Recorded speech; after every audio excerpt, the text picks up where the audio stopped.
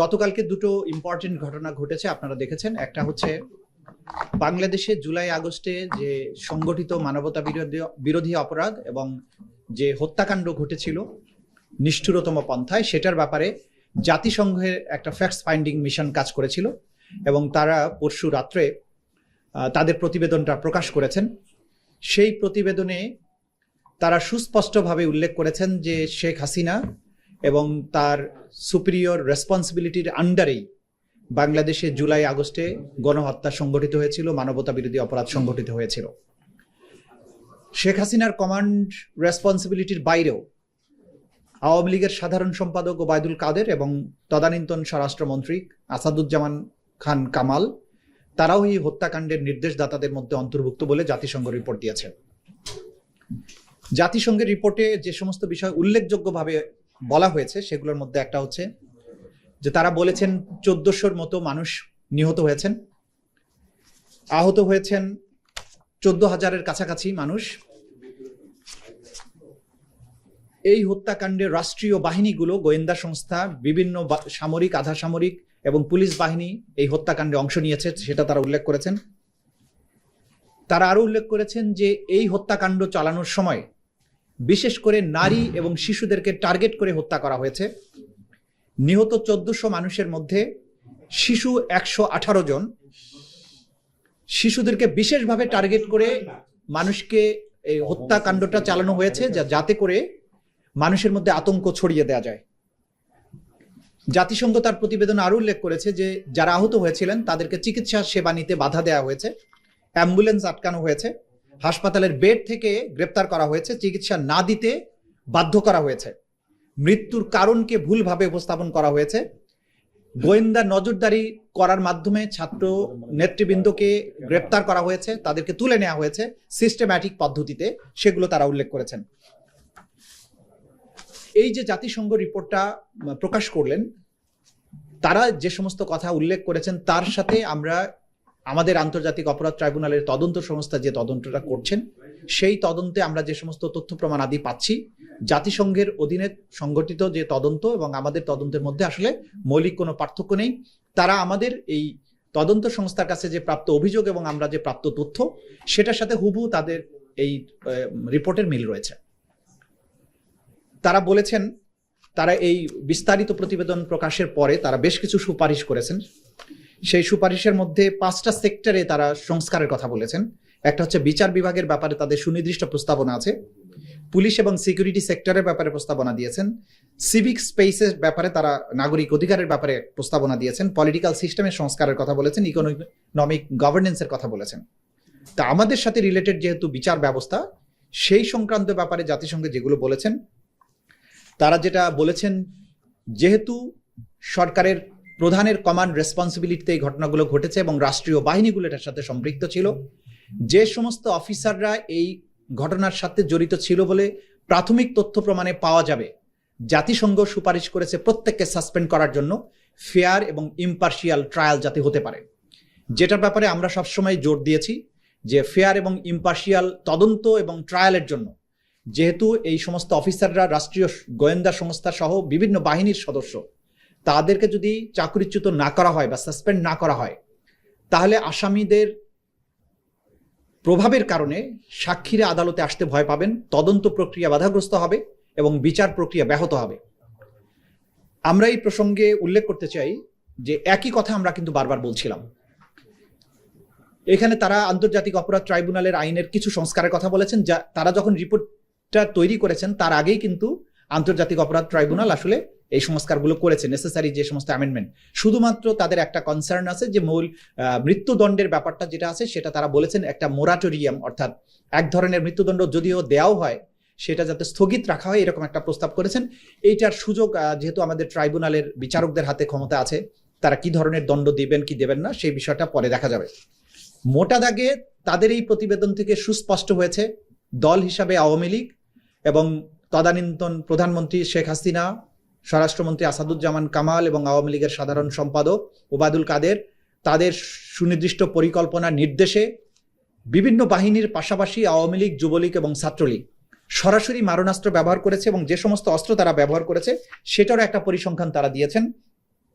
শটগানের গুলি ছিল 12%, পিস্তলের গুলি ছিল 20%, মিলিটারি রাইফেলের গুলি ছিল 66% অর্থাৎ, এবং অন্যান্য অস্ত্রের আঘাত ছিল 20%।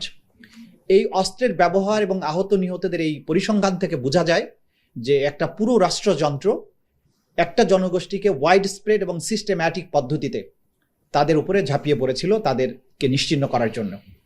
এইটা মানবতা বিরোধী অপরাধের পক্ষে একটা সুস্পষ্ট এবং অসম্ভব জোরালো একটা প্রমাণ। এই প্রমাণটি আন্তর্জাতিক অপরাধ ট্রাইব্যুনালের তদন্ত সংস্থার মাধ্যমে একটা এভিডেন্স হিসেবে ট্রাইব্যুনালে আসবে, এবং যেহেতু জাতিসংঘ এটি বিশ্বের সবচাইতে বড় এবং সর্বজন গ্রহণযোগ্য একটা সংস্থা, তাদের এই রিপোর্টটা সম্পূর্ণ ইম্পার্শিয়াল, কোনো দলের দ্বারা প্রভাবিত হয়ে হয়নি। তারা আমাদের সাথেও কথা বলেননি, তারা অপরাধীদের সাথে কথা বলেছেন, ভিকটিমদের সাথে কথা বলেছেন, এবং যেখানে কথা বলা দরকার সেগুলো সেই জায়গায় কথা বলেছেন। সুতরাং এটা অকাট্য দলিল প্রমাণ হিসাবে এই আদালতে ব্যবহার করা যাবে, এবং সেটা আমরা ব্যবহার করব বলে আপনাদের জানাচ্ছি।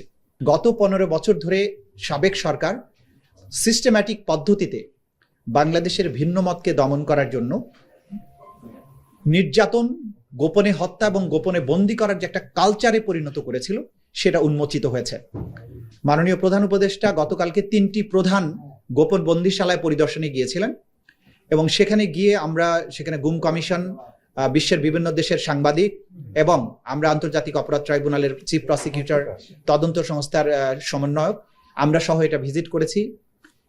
যে বিভৎসতার চিত্র আমরা দেখেছি, যে সমস্ত ইলেকট্রিক চেয়ারের কথা, যেটা ছবি এসেছে আপনারা জানেন, অনেকে এটা ভুলে বলেছেন যে শক দেওয়ার জন্য, এটা শক দেওয়ার জন্য না। ওই চেয়ারে বসিয়ে আসলে ঘুরানো হতো।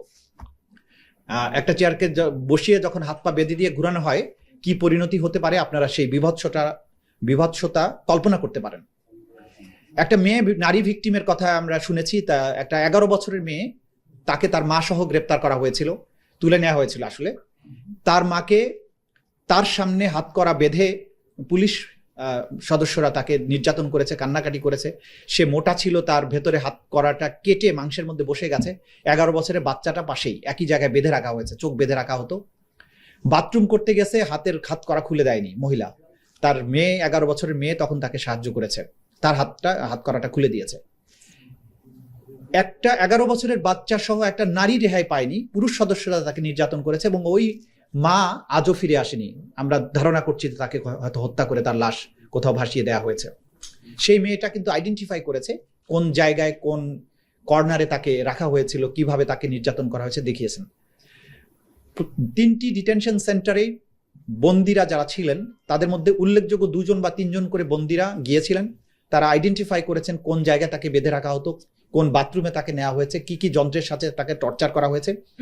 আমরা যেটা দেখেছি যে এই টর্চার কেন্দ্রের ব্যাপক আলামত বিনষ্ট করা হয়েছে। নির্যাতনের জন্য যেখানে তাকে আটকে রাখা হতো, ঝুলানো হতো, সেগুলো ভেঙে ফেলা হয়েছে। অনেক আলামত আমরা জব্দ করেছি। ইলেকট্রিক শক দেওয়ার ব্যবস্থা ছিল, চোখ বেঁধে রাখা হতো, 3 feet by 3 feet, 2 feet by 3 feet cell, সেগুলো প্রধান উপদেষ্টা দেখেছেন, তিনি নিজে ঢুকেছেন সেগুলোর ভেতরে। অর্থাৎ একটা মানুষকে পৈশাচিক পদ্ধতিতে কত নির্মমভাবে নির্যাতন করা যায়, এই বন্দিশালাগুলো ভিজিট না করলে একজন মানুষের পক্ষে বিশ্বাস করাটাই কঠিন ছিল। আমরা যেটা বারবার বলেছি যে এই নির্যাতন কেন্দ্রগুলো ছিল, এবং যারা এর সাথে সম্পৃক্ত তাদেরকেই কিন্তু আমরা গ্রেপ্তারের জন্য বা এই বিচারের জন্য মুখোমুখি করতে চাই। এই দুটো তথ্যের পাশাপাশি আমরা যেটা বলবো যে অনেক কর্নার থেকে নানান ধরনের আর্গুমেন্ট করার চেষ্টা করা হচ্ছে যে বিভিন্ন আইন শৃঙ্খলা রক্ষাকারী বাহিনী, নিরাপত্তা বাহিনীর বিচার কি তাদের নিজস্ব আইনে করা যায় কিনা। আপনাদেরকে সুস্পষ্টভাবে বলতে চাই, আন্তর্জাতিক অপরাধ ট্রাইব্যুনাল আইন 1973 সেটি সংবিধান দ্বারা সংরক্ষিত এবং প্রোটেক্টেড। এই আইনটি বাংলাদেশের সকল আইনের উপরে তার বিশেষ মর্যাদা আছে। এই আইনে মানবতা বিরোধী অপরাধ, গণহত্যা, যুদ্ধ অপরাধ, এই সমস্ত আন্তর্জাতিক আইনের অধীনে যেসব অপরাধ আছে তার বিচার করা যায়।